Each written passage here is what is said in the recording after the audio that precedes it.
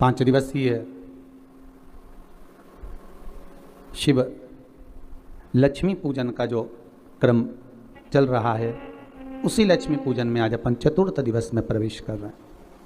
लक्ष्मी को ही अकेले नहीं बुलाना है। द्वितीय दिवस में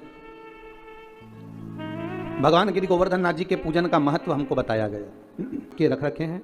उसी पूजन की थाली में जल का छींटा देकर, एक जहां गोवर्धन नाथ जी का पूजन आपने करा है, एक दीप वहां लगा दी, पुष्प समर्पित करना है। 2 हल्दी की गठा, 3 भोग होते हैं, अन्नकूट,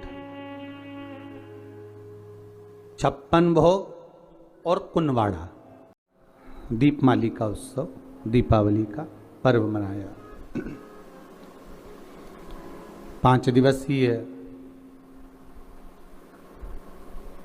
शिव लक्ष्मी पूजन का जो क्रम चल रहा है, उसी लक्ष्मी पूजन में आज अपन चतुर्थ दिवस में प्रवेश कर रहे हैं। बड़े सौभाग्यशाली हैं आप और हम, जो भगवान गिरि गोवर्धन नाथ जी के पावन चरणारविंद का रसास्वादन करने का अपन सबको सौभाग्य मिला है। ठाकुर जी की कृपा, दया, उदारता। कल दीपावली का पूजन आप सभी ने करा। आप और हमने मिलकर खूब दीपोत्सव मनाया, माता लक्ष्मी को अपने घर में बुलाया। पर निवेदन है, केवल माता लक्ष्मी को ही अकेले नहीं बुलाना है। हमें माता लक्ष्मी से निवेदन करना है, माँ आप जब गणेश जी को लेकर आए तो बुद्धि के देवता को लाएं। आप जब गणेश जी को लेकर आए तो रिद्धि सिद्धि को भी लेकर आए। श्रेष्ठ बुद्धि, श्रेष्ठ विचार और मन का शुद्ध भाव हमारे भीतर प्रवेश करे। घर में केवल अकेली लक्ष्मी ही श्रेष्ठ नहीं होती। पहले भी कथाओं में कहा कि लक्ष्मी आती है, मना नहीं, पर लक्ष्मी जब घर में प्रवेश करती है तो बहुत सारे अपने कुछ कदम, कुछ चरण, कुछ पांव साथ लेकर आती है कि वो कुछ समय रुककर वापस चली जाती है। उसका कारण क्या है?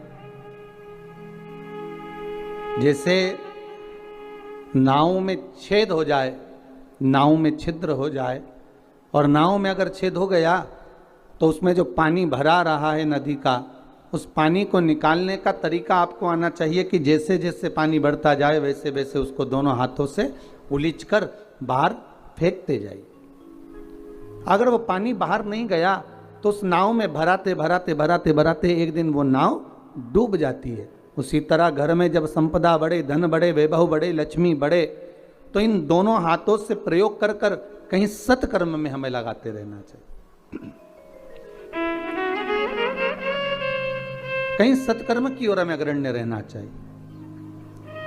और भगवान गिरि गोवर्धन नाथ आप सभी पर ऐसी कृपा दृष्टि बनाकर रखे कि आपके घर में वैभव, धन, संपदा, लक्ष्मी खूब कृपा दृष्टि बनाकर रखे। दीपावली के द्वितीय दिवस में भगवान गिरि गोवर्धन नाथ जी के पूजन का महत्व हमको बताया गया। आप सभी के यहाँ गाय के गोबर के गोवर्धन जी बनते हैं और उनका पूजन हम सब करते हैं।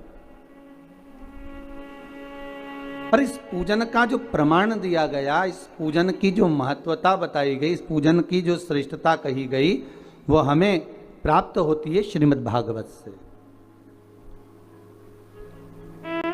भगवान कृष्ण की अनुपम लीला से,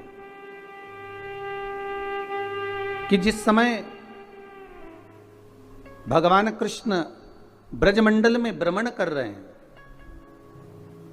पूरे ब्रजमंडल में घूमते घूमते भगवान कृष्ण आज सारी ब्रजवासियों के यहाँ, गोपियों के यहाँ मिलते हुए आ रहे हैं। तो भगवान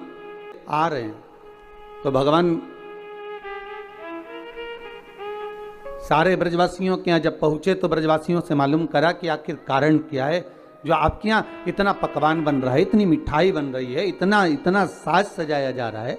जैसे कल आपसे कोई पूछता या एक दिन पहले आपसे 2 दिन पहले कोई पूछता दीपोत्सव के पहले कि साहब आपने इतना सारा गुजिया बनाया है, पपड़ी बनाई है, खाजा बनाया है, मठरी बनाई है, खुरमे बनाए हैं, खूब सारा सामान तैयार कर कर रखा है आपने, तो ये किसके लिए रखा? तो आप अपने छोटे छोटे बच्चों से कहते हो कि जरा शांति रखो, इसको दीपावली पर तुम्हें प्रसाद में मिल जाएगा। ये पपड़ी, ये गुजिया, ये मठरी, ये बालूशाही आपको मिलेगी जरूर, पर दीपावली का पहले पूजन हो जाए उसके बाद दिया जाएगा। मतलब लक्ष्मी जी के लिए हमने सारी तैयारी करी। और अगर सारे ब्रजवासियों से भगवान कृष्ण पूछ रहे हैं, ब्रजवासियों ने ये नहीं कहा कि हमने लक्ष्मी पूजन की तैयारी करी है, ब्रजवासी तो ये कह रहे हैं कि हमारे यहाँ इंद्र की पूजन होती है और वो इंद्र के पूजन होती है तो हम उस इंद्र के पूजन के लिए इतना सारा पकवान तैयार करें। हमने जो इतना सारा भोग तैयार करा है, इतना सारा पकवान तैयार करा है, ये इंद्र की पूजन के लिए करा।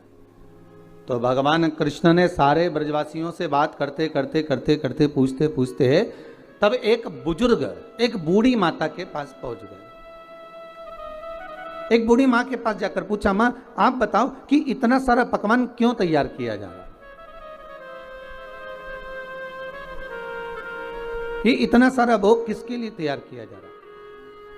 तो महाराज वो बूढ़ी माँ कहती है, अरे कान्हा तुमको नहीं मालूम क्या, अपने यहाँ दीपावली के इस पावन अवसर पर, अब दीप उत्सव के पावन अवसर पर हम इंद्र की पूजन की तैयारी कर रहे हैं। अच्छा, तो इंद्र के पूजन क्यों? तो कहा वो लक्ष्मी देता है, जल बरसाता है, और जल वृष्टि होती है ना, तो उस जल वृष्टि के बल पर हमें कुछ फसल प्राप्त होती है, चारा प्राप्त होता है जिससे गौएं चरती हैं, और वो गाय जो चरती है ना, उसका जो दूध मिलता है, उस दूध से हम मक्खन बनाकर अपना यापन करते हैं। भगवान कृष्ण कह रहे हैं, माता जी, ए बूढ़ी मां, अगर देखा जाए तो गौएं तो गोवर्धन पर्वत पर चलती हैं, गौएं तो गोवर्धन पर्वत पर चढ़ती हैं, और वहां की जो दूबा है, घास है, उसी को तो पाती हैं।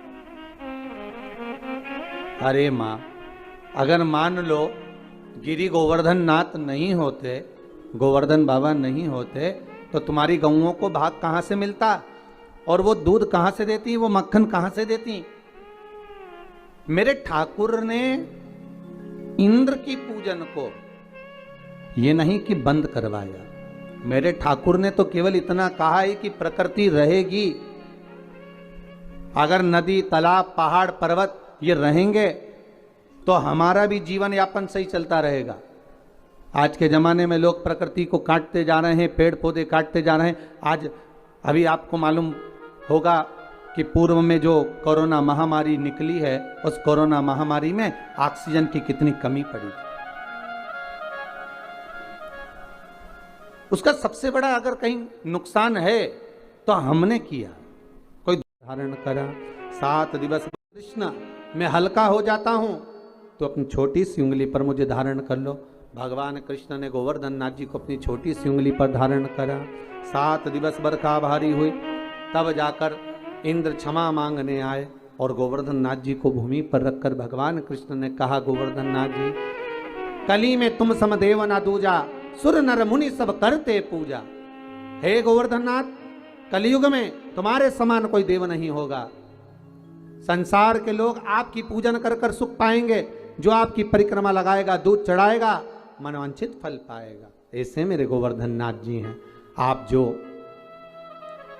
4 दिवसीय, आज चौथा दिवस है लक्ष्मी पूजन का, 3 दिवसीय जो पहले पूजन कर चुके हैं, आज चौथा दिन, जो पूजन की थाली आपने सिक्के रख रखे हैं, उसी पूजन की थाली में जल का छींटा देकर रोली चावल मोली हल्दी से पूजन करना है, लाल पुष्प समर्पित करना है, साथ 2 हल्दी की गठान, 2 कमल गट्टे,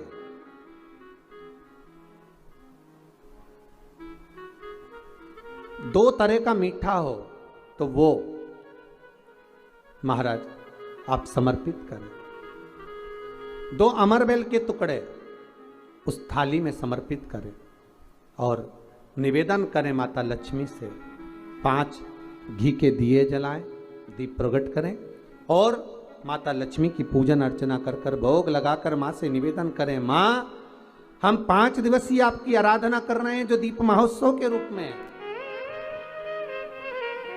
कृपा करो माँ, हमारे घर में धन वैभव लक्ष्मी का भंडार भरो माँ।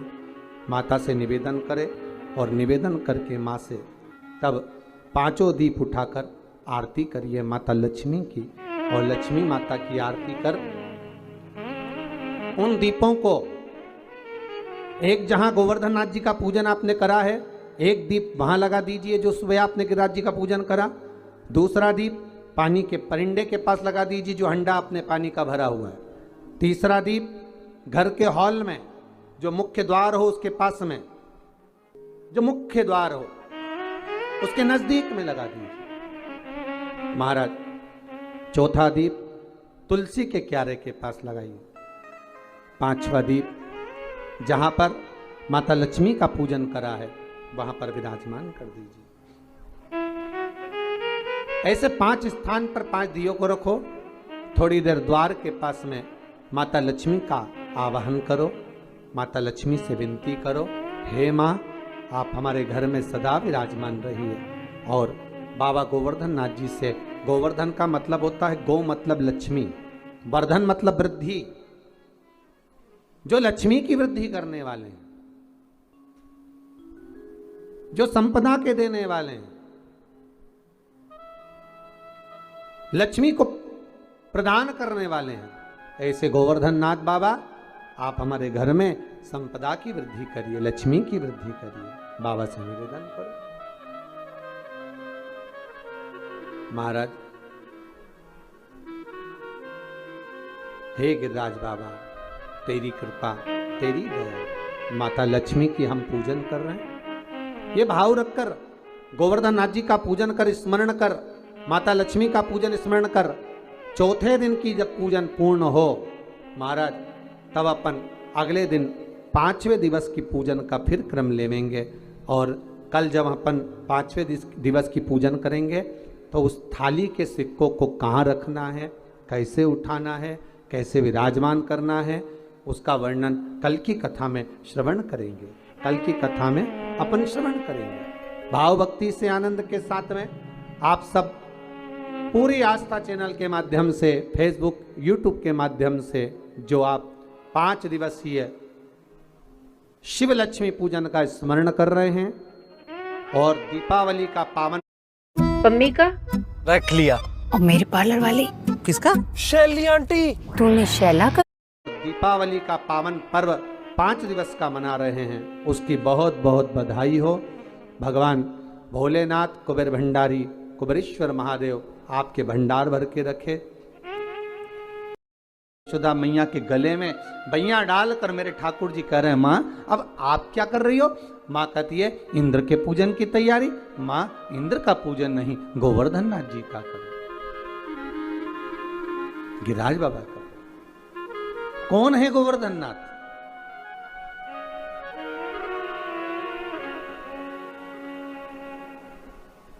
पुलस्त ऋषि के मन भाए, जोर विनय कर तुमको लाए। ये कौन है गोवर्धन नाथ? महाराज जिस समय पर श्री राम जी महाराज सुंदर सेतु का निर्माण कर रहे हैं, नल नील पत्थर को राम नाम लिखकर छोड़ रहे हैं और जो सेतु बनाया जा रहा है उसमें श्री हनुमान जी महाराज से कहा जाओ जल्दी जल्दी पत्थर लेकर आते जाओ। हनुमान जी महाराज भी गए।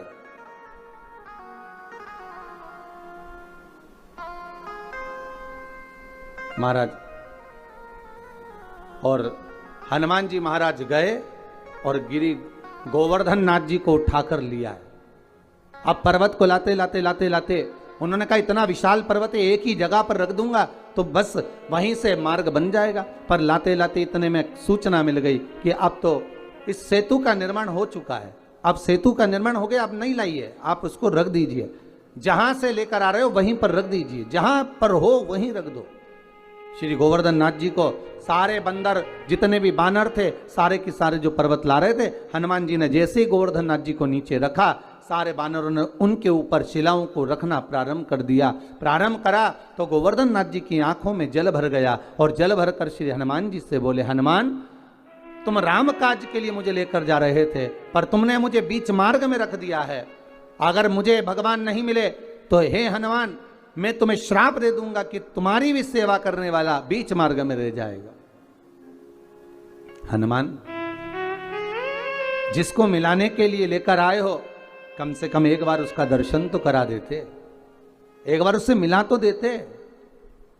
हनुमान जी की आंखों में जल भर गया। हनुमान जी महाराज ने राम जी से जाकर कहा, नाथ वो गोवर्धन पर्वत तो मुझे श्राप दे रहा है, गोवर्धन नाथ जी की वो कंदराएं मुझे श्राप दे रही हैं।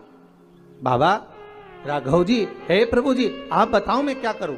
भगवान राम जी ने कहा, गोवर्धन पर्वत से जाकर कहो तुम चिंता मत करो, अभी त्रेता के अंतर्गत तुम्हें लेकर आ रहे थे, तुम विश्राम करो इसी जतिपुरा में, ब्रजमंडल में।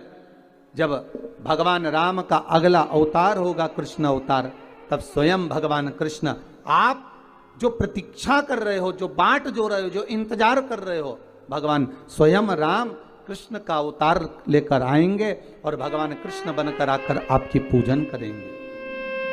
देखिए, शिव महापुराण में भी पहले वर्णन किया कि आप अगर इंतजार कर रहे हो, आप भगवान की बाट जो रहे हो, इंतजार कर रहे हो, प्रतीक्षा कर रहे हो, विश्वास रखकर भगवान का भजन कर रहे हो, एक दृढ़ता बनाकर, एक भरोसा रखकर, विश्वास रखकर, दृढ़ता रखकर अगर भगवान की भक्ति में डूबे हो, तो ये पक्का है आज नहीं तो कल मेरा महादेव, मेरा ठाकुर, मेरा राम, मेरा कृष्ण आपको मिलेगा जरूर, प्राप्त जरूर होगा। इंद्र था तो भोजन करने के बाद थोड़ा छोड़कर भी जाता था, ये तो पूरे की पूरे बर्तन के बर्तन निपटा दिया रहा है, ये तो सब खाया जा रहा है, सारा पाया जा रहा है। भगवान कृष्ण ने शब्द सुना तो भगवान हाथ जोड़कर बोले, हे गोवर्धन नाथ दादा, कृपा करिए बाबा, इन ब्रजवासियों के लिए थोड़ा सा प्रसाद छोड़ दीजिए। गोवर्धन नाथ जी ने आवाज कर कर कहा, आकाशवाणी कर कर कहा, सुनो कृष्ण, इन ब्रजवासियों ने मेरे को खाने से रोका है, इसलिए आज के बाद मैं केवल भाव से जीवने के लिए आऊंगा। और महाराज, तब से मेरे गोवर्धन नाथ भाव से जीवते। आप भी अपने घर में जब भोग लगाते हो, एक कटोरी सामग्री बनाकर भगवान के सामने रख दो और एक कटोरी सामग्री बनाकर अलग रख दो। दोनों में जो स्वाद होगा, जो भगवान के सामने रखी है उसका स्वाद अलग होगा, जो अलग से रख दी फ्रिज के ऊपर, फ्रिज के अंदर, उसका कोई स्वाद नहीं है, पर भगवान के सम्मुख में जो पहुंच गई उसका स्वाद बढ़ गया। भंडारे की पूड़ी, भंडारे की सब्जी घर में बनाकर खाओगे वो आनंद नहीं आएगा, पर वही सब्जी भंडारे की प्रसाद की पाओगे उसका स्वाद बढ़ जाएगा महाराज, क्योंकि उसमें भगवान पा लेता है, भाव से पाता है, भाव से। महाराज, अब भगवान कृष्ण ने जो ब्रजवासियों के साथ में मिलकर गोवर्धन नाथ जी का पूजन किया है, आज ही के दिन, गिरिराज पूजन के दिन, दीपावली के दूसरे दिन जो गिरिराज बाबा का पूजन किया गया, वही गोवर्धन पूजन की कथा आज चल रही है, वही गोवर्धन चरित्र। जरा ध्यान दीजिएगा, गोवर्धन पूजन के दिन जो भगवान कृष्ण ने ब्रजवासियों के साथ मिलकर भगवान कृष्ण को भोग लगाया, गोवर्धन नाथ जी को भोग लगाया, वो 56 भोग नहीं था, वो अन्नकूट था। इसलिए आज भगवान गोवर्धन नाथ जी का अन्नकूट महोत्सव का एक आनंद है। 3 भोग होते हैं, अन्नकूट, 56 भोग और कुनवाड़ा। महाराज, दीपावली के दूसरे दिन जो आप भगवान को भोग लगा रहे हो, ये अन्नकूट है। 56 भोग कब लगे? जब भगवान कृष्ण ने गोवर्धन पर्वत को अपनी उंगली पर लिया, 7 दिवस तक जलवृष्टि हुई। 7 दिवस भगवान पर्वत को अपने उंगली पर धारण कर कर रखे। एक दिन में मेरे श्री जी बाबा को, मेरे ठाकुर को, मेरे कन्हैया को, मेरे कृष्ण को एक दिन में 8 बार भोजन आता है। 7 दिन तक भगवान जब तक गोवर्धन पर्वत को अपनी उंगली पर धारण करके रखे तब तक भगवान ने कुछ नहीं पाया। और जब 7वां दिन पूर्ण हुआ तो एक दिन में 8 बार भोग लगता था, इसलिए के सामने रखा तो सतवटु 56, ऐसे भगवान के सामने 56 भोग आया। तो आज जो भोग लग रहा है वो अन्नकूट है, वो अन्नकूट है महाराज। तो महाराज जो दीपावली के दूसरे दिन लगा वो अन्नकूट है। पर्वत उठाने के बाद 7 दिन का जो भोज इकट्ठा हुआ वो लगाया, वो 56 भोग है। और भगवान कृष्ण के साथ में सारे ब्रजवासी नंद बाबा के साथ में मिलकर जो भगवान गोवर्धन नाथ जी का प्रति समय पूजन करने जाते थे और जो भगवान को भोग लगाते थे वो उसको कुनवाड़ा कहा गया। कुनवाड़े का मतलब है कुनवे के साथ, परिवार के साथ में जाकर भगवान को भोग लगाया जाए, वो कुनवाड़ा है। एक क्षण के लिए उसकी असुर प्रवृत्ति हो गई। मानव के शरीर में 3 चीजें राक्षसी हैं, पहले नख, दूसरे दांत और तीसरा मनुष्य के भीतर का क्रोध। मानव के शरीर में ये 3 चीज राक्षसी हैं। एक नख, उसका काम है केवल नोचना, दूसरा है दांत, उसका काम है केवल काटना, और एक है क्रोध जिसके माध्यम से अपशब्द कहना, ताने देना या किसी के लिए कुछ बोल देना, उसके लिए निंदा, उसके लिए अपशब्दों का कुछ पिटारा धर देना। ये 3 चीज राक्षसी हैं। अब नख का तो आप कुछ बिगाड़ नहीं सकते कि पूरे नख उखाड़ कर फेंक दोगे। दांत का भी कुछ नहीं बिगाड़ सकते कि पूरे दांत निकाल के फेंक दोगे। क्यों भाई दीनानाथ जी, दांत का भी कुछ नहीं कर सकते, इसको निकाल कर फेंक दिया जाए। अब बचा केवल एक क्रोध, महाराज केवल एक क्रोध बचा। तो क्रोध तो अपने हाथ में है कि महाराज चाहे कुछ भी हो जाए हमारे भीतर इस क्रोध रूपी राक्षस को हमें प्रवेश नहीं देना है। रावण कितना अच्छा था, कितना ज्ञानी था, पर कभी कभी क्रोध में आकर जब वो शब्दों के बाण कहता था तो अपनों को चोट पहुंचा देता था। कंस भी था, हिरण्यकशिपु भी था, हिरण्याक्ष भी था। महाराज क्रोध भी राक्षस प्रवृत्ति का एक प्रतीक है। उस क्रोध पर संयम। मां आप कह रहे हो कि इंद्र देवता को क्रोध आ जाएगा, तो क्या इंद्र अगर देवता हैं तो क्रोध आना चाहिए? इंद्र अगर देव हैं तो उनको क्रोध रहना चाहिए?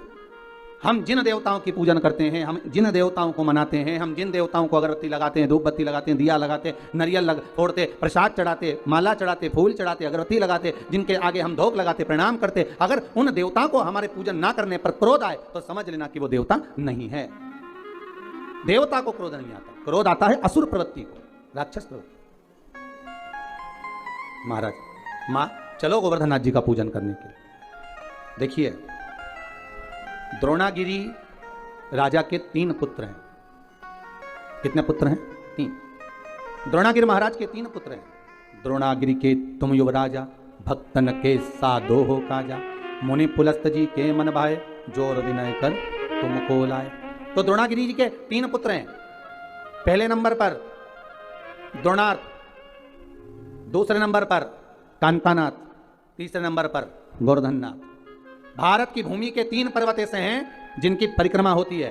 पहले द्रोणार्थ जो काशी में विराज रहा है, काशी जो बसा हुआ है, काशी का जो आनंद है वो द्रोणार्थ के कारण। 5 कोस की काशी।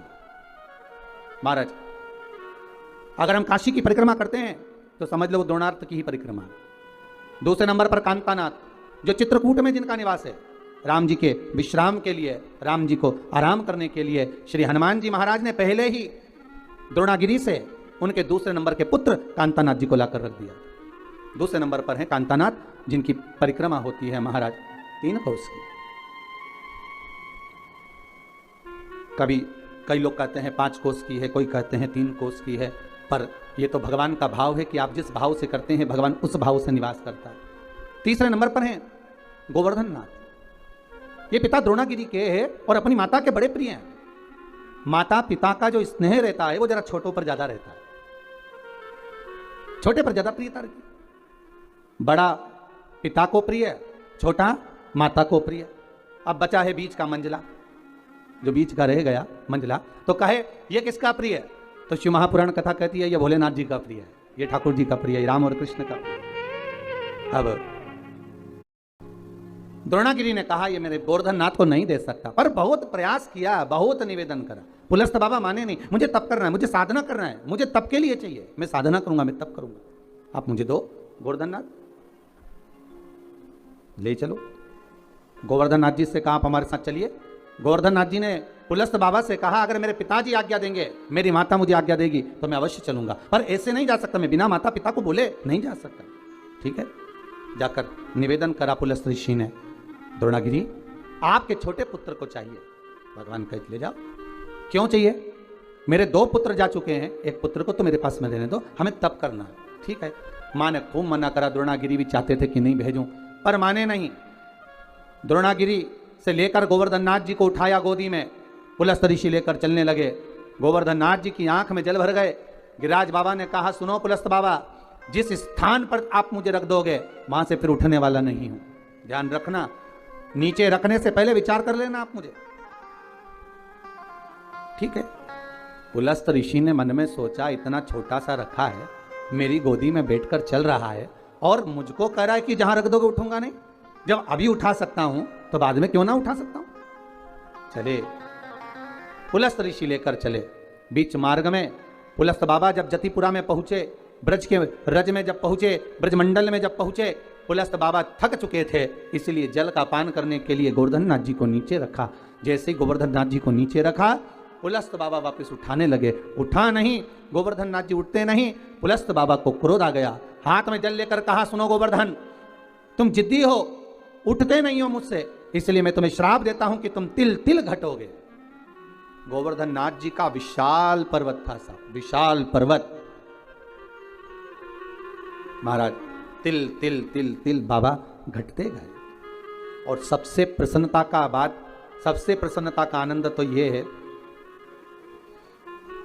कांतानाथ जी भी आज भी पृथ्वी पर विराज रहे हैं, द्रोणार्थ आज भी पृथ्वी पर विराज रहे हैं, और गोवर्धन नाथ जी भी आज भी पृथ्वी पर विराज रहे हैं। तो मैया यशोदा से भगवान कृष्ण करें, मैया चलना गोवर्धन नाथ जी का पूजन करने चले। मां चलो।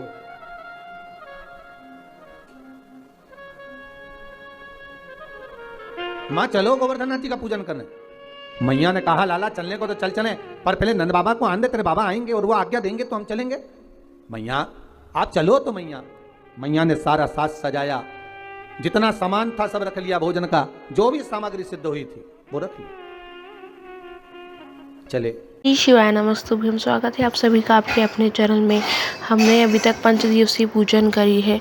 इसमें से यहाँ पूजन है चौथे दिवस की गोवर्धन पूजा, और इसे पड़वा भी कहा जाता है। तो इसमें आपको वही 2 सिक्कों की पूजा करनी है जैसे हमने करी है। 2 सिक्के, एक चांदी का सिक्का, एक नॉर्मल सिक्का, कुंकू हल्दी रोली मोली से पानी, सबसे पहले पानी छिड़के, उसके बाद कुंकू हल्दी रोली मोली समर्पित करें। उसके बाद 2 अमर बेल के टुकड़े, 2 कमल गट्टे और 2 खड़ी हल्दी समर्पित करें। 5 दिए घी के लगाए, उससे माता जी की आरती करें, और 5 दियों को, 5 दिए में से 1 दिया श्री गोवर्धन नाथ जी पर जरूर रख कर आए। उसके बाद गोवर्धन का अर्थ भी बताया है कि क्या होता है लक्ष्मी प्राप्ति के लिए। और आपको 1 दिया हॉल में रखना, 1 दिया तुलसी में रखना, 1 दिया माता जी के सामने रखना। इसी क्रम में आपको 5 दियों को रखना है। और बॉक्स में 5वें दिन हमें उन सिक्कों का क्या करना है ये मैं आपको कल की वीडियो में बताऊंगी। तो मेरी वीडियो में जरूर बने रहिएगा, मेरे चैनल को सब्सक्राइब कीजिए, वीडियो को लाइक कीजिए, कमेंट बॉक्स में हर हर महादेव या श्री शिवाय नमस्तुभ्यं जय श्री महाकाल अवश्य लिखे, जय माता दी। गुरुजी कहते हैं कि पंचाक्षर षडाक्षर मंत्र के उच्चारण से हमें हजारों श्रमयोगियों के फल की प्राप्ति होती है। धन्यवाद।